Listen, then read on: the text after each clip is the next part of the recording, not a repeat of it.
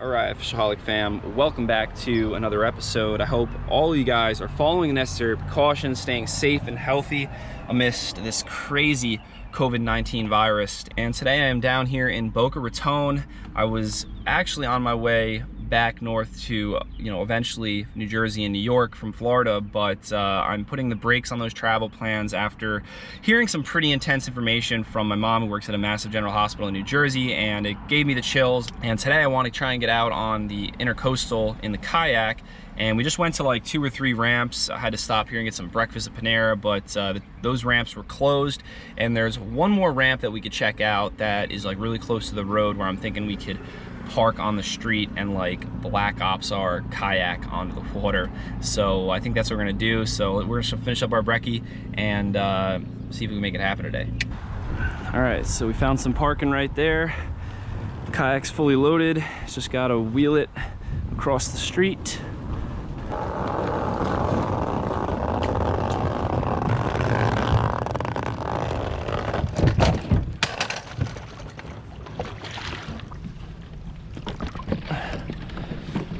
All right, and we are off without having to touch anything but our own kayak. We're gonna head up this first canal and we're gonna clip off this Rapala. And I'm thinking maybe we should try this little juicy looking spool tech. So all the canals that we're gonna fish today I've already fished, and it seems like for whatever reason most of the fish like to sit way in the back. So we will take a few casts along the side here, but we're gonna definitely mainly focus on really fishing those areas.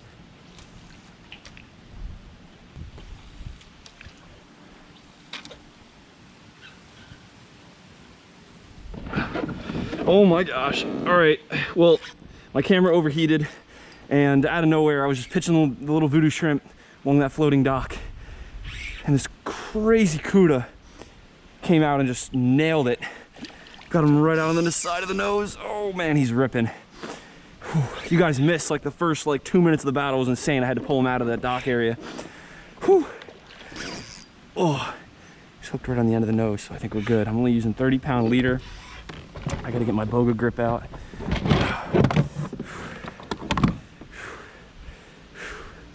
That was crazy. Oh my gosh. Oh my gosh, oh my gosh. He would have already cut me off if this line was, oh my gosh. If this line was on his teeth already, he would have already cut me off. Oh yeah, I could see it right on the edge of his mouth. Whew.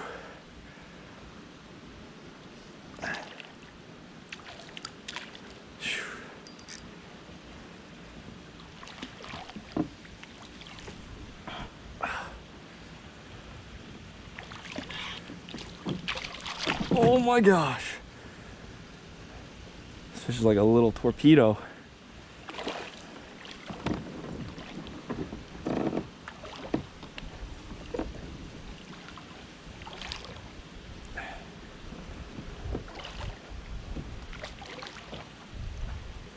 Oh my God, he's barely hooked. He's barely hooked. Ah, yeah.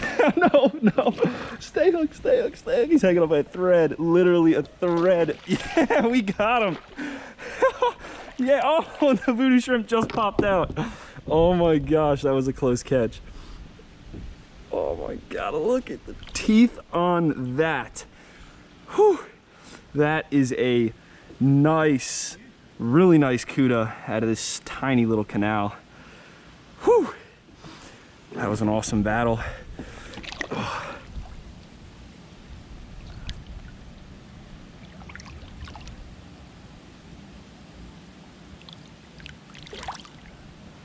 All right, so that was so awesome. I wish you guys saw the bite and the first 30 seconds to a minute of that fight. And you see the GoPro Hero 7 overheats real easily, especially in really hot weather like down here in Florida. It's 90, 95 today.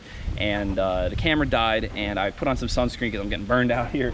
And then I took 2 casts along this floating dock here. And of course, just when the camera wasn't running, that fish just nailed it. And that was just absolutely awesome. It's gonna make the trip so far, and it just shows you the potential that we have in these little tiny canals. So we're gonna keep at it. Hopefully we catch some more fish just like that. Okay, well I just took a few more casts around that same dock. We had a few snapper bites, nothing. And before I forget, I just wanted to kind of go over my setup that I called the CUDA on. So I'm using a Tsunami Carbon Shield 2, 7'6" fast action spinning rod, 2000 Tsunami Vict, 10-pound green moss power pour braid, and a 30-pound section of fluorocarbon leader. So really light stuff for a fish that size. I really just brought this setup hoping, you know, to use it for sheep's head, snapper.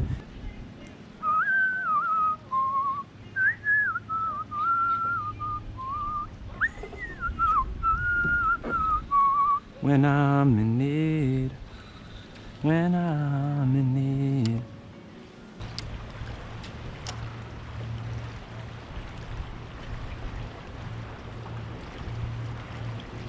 Oh, there's something. No way, it's a sheep. It's a sheep. Yeah, on the voodoo shrimp. What an awesome catch. Heck yeah. And that is probably gonna be part of my dinner. And this is easily a keeper, so we're gonna throw them in the cooler and we've got dinner. Phew.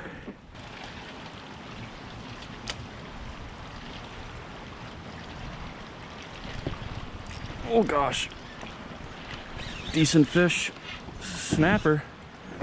Oh yeah, it's a snapper. It's a nice one. I'm not really sure what kind of snapper this is though. Might be a small cubera, red snapper. I'm gonna put them back in the water. I'm just gonna have to do some research, I guess. Looks like that thing would be great on the table. All right, well, I reached out to my buddy and he said it's a dog snapper. Really cool fish, and they have to be 12 inches. He's about 11 and a half or 11 3/4, so you gotta throw him back actually. There he goes. That was hard to do. That fish probably would have been so tasty. All right, well, we'll try back in there in that same spot. Maybe there'll be just a slightly bigger one or some nicer mangroves. Oh my gosh, that fish nailed it. This is a little mangrove snapper. There's another one. Getting a little bigger on these little mangroves. Look at that little snapper. All right, well, that little snapper bite died off, so we moved a little bit further south to the next canal, and we're gonna, I guess, just pretty much do what we've been doing. Work our way in, fish the back thoroughly, and then fish around some of these other docks on the sides. Oh my God. No way. A puffer fish ate the voodoo shrimp. A big puffer fish.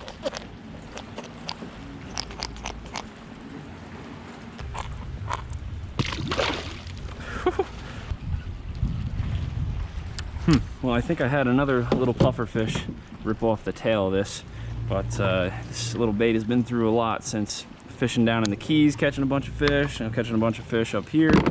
And I've got another little voodoo shrimp ready to go, nice and juicy, packed in this gulp package.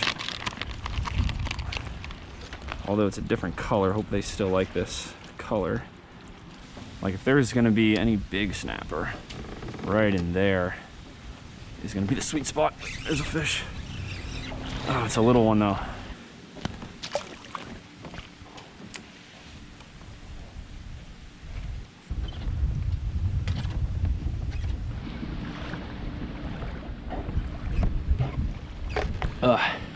All right, well, this canal is kind of beat. Only a couple little snappers. Lost one of my voodoo shrimp too, and we threw around the spool tag for a little bit. No bites, so we're gonna keep on moving.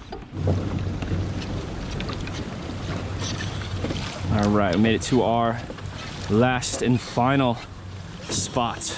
This is where it's gonna happen.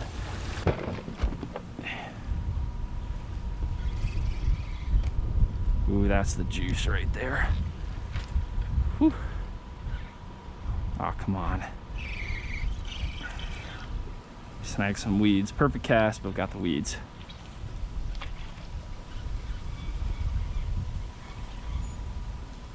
Oh, big CUDA just came out for this.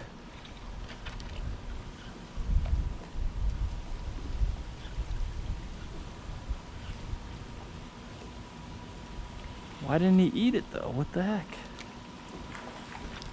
Ooh, something over there just busted on top. Look, there's a cuda right here. Oh, you see that? That was aggressive. He might still eat it again. Oh my gosh, what the heck? That was insane. That was better than catching him. He was a little bit smaller than our first one. It's crazy how fast they are. See, and he pulled the hook out from the bait, and what's cool about that is then you have a little bit of wire right there, so that cuda wouldn't be able to cut us and take our bait, and he also probably wouldn't be able to cut the little soft plastic tail.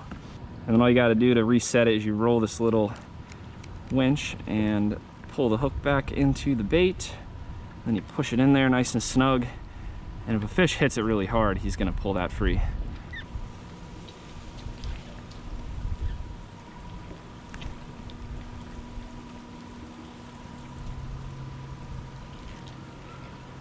Okay, well, I can't believe that just happened. But there goes like my fairly brand new spool tech. I think I actually see it down there on the bottom. No way. I might be able to save our spool tech.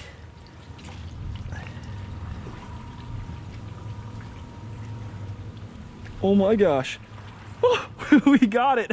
Look at that. The braid wrapped like just around the hook. How did that even happen?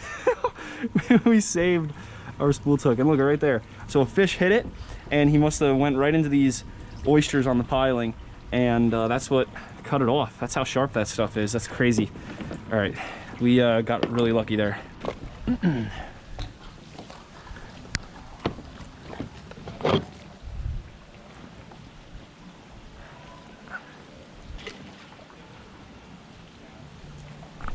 Oh my gosh, a giant cuda just came out and nailed this, like a little, like probably 6 inches bigger than the one we caught this morning or earlier. Gosh, I can't even talk. We gotta swing back around and get another good cast in there.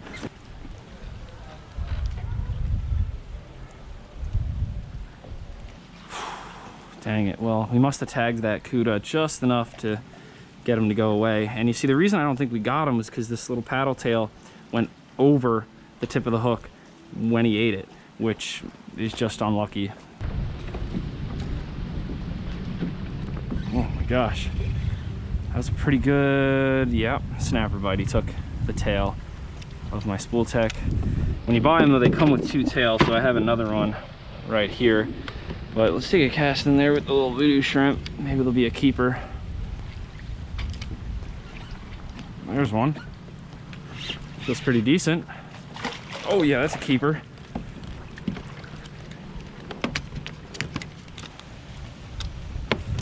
So the butt end of my rod here is 10 inches. He's about 11 and a half. I'm gonna throw this guy in the cooler.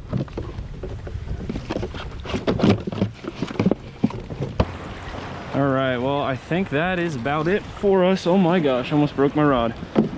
We are gonna start heading back to the ramp. I really gotta go to the bathroom. And it's unfortunate, we found some big cuda up in this like cove canal area, but just failed to connect with any of them or land them. But it was still pretty cool to see them go after the bait. And in the same spot, like a couple weeks ago, I caught a really nice cuda. So I'll switch over to that clip, and then I'll see you guys back at the car.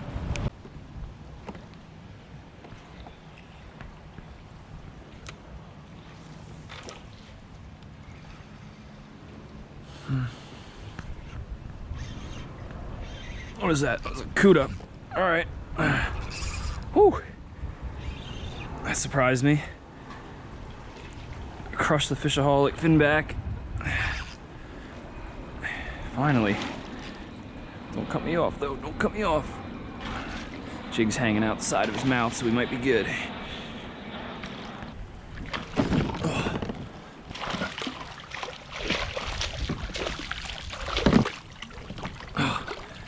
Sick.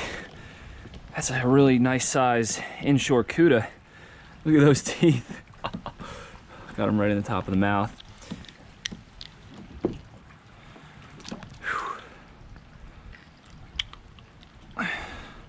It's a nice fish right there. Oh gosh. That could have went real bad real quick. sweet. There she goes. Whew. All right, we are back at the truck, and pretty close call on that last clip. And I just checked the dash. We do not have a ticket, so I guess we were good by parking here all day and using the ramp, which was over there. And you see how they have like kind of like the barricades there. So if you had a boat on a trailer, you really couldn't get through there unless you moved the barricades. But being that I had the kayak, it was pretty cool. We could just wheel right in there, drop it in the water, and if any official person came up to me, I would just say like, how more isolated could I get? All by myself out there just catching fish. And now I don't have to go grocery shopping to get my dinner. Got my dinner in the cooler. I scaled and gutted the sheep's head and the snapper, so I'm looking forward to throwing those whole on the grill tonight. That should be so good. And yeah, just stay healthy, stay safe out there, guys. And be sure to like the video, subscribe to keep up to date, and live to fish, fish to live.